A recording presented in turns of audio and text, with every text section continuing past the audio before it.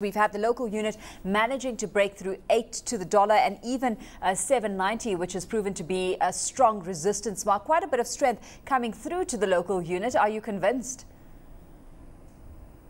Well, yesterday, Alishia, we did see the gold price surge. We saw the JSE set a new record, and that really helped the rand strengthen to about that 780 level, and it was more or less in line with what other emerging market and commodity currencies were doing. And it's really testament to the effect that Bernanke's speech a day earlier has had in the market. Bernanke is hinting at further quantitative easing really boosted sentiment and caused that risk rally to remain fairly on. The positive mood was also boosted by the Euro's durable goods orders as well as the positive corporate earnings data. So we could possibly see the rand, if it breaks through the 780 to the downside sustainably, we could see a move towards 775 or possibly 768.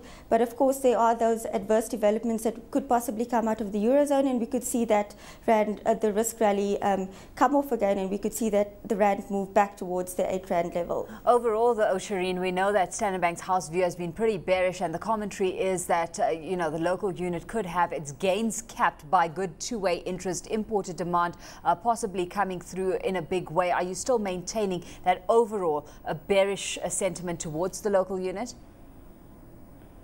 Yes, Alishia, that bearish sentiment is there, but obviously in the short term we are seeing the rand strengthen significantly on the back of the risk sentiment remaining on. So in the short term there's a likelihood that we could see a strengthening in the currency, but in the medium to longer term that bearish sentiment for the rand is there. So in the short term then, what kind of activity are you anticipating from the South African Reserve Bank, for example, because speculation has been that it will probably be in the market buying some dollars at these kind of levels as well as to prop up its reserves?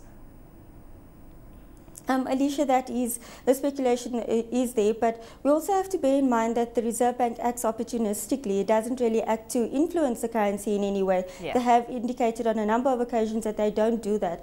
So if you look at what has happened in October, for instance, last year, we saw the rand at similar levels, but the buying by the Reserve Bank hasn't been that rife.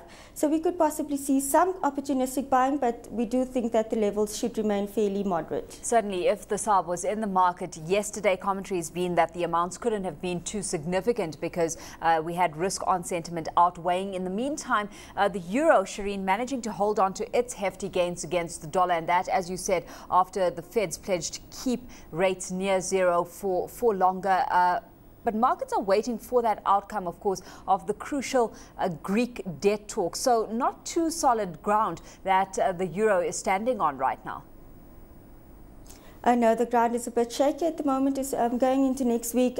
I don't believe that there's going to be any concrete results coming out. There has been a lot of toing and froing from European officials regarding the Greek debt situation. So we really have to wait and see what is happening, if there is going to be anything that we can actually play with next week. Many analysts saying that the dollar is, of course, unlikely to stay under pressure because of all that's playing out in the euro, but also because of the positive economic data that continues to flow through from that end. I mean, yesterday we had durable goods orders, and today we're looking towards fourth quarter GDP numbers as well. Recap for us your expectations on that front and what you're forecasting. We're expecting GDP growth to come in at about 3% in line with market expectations. But what is concerning is the fact that we're still seeing unemployment levels fairly high, and the jobless claims numbers are not really coming down.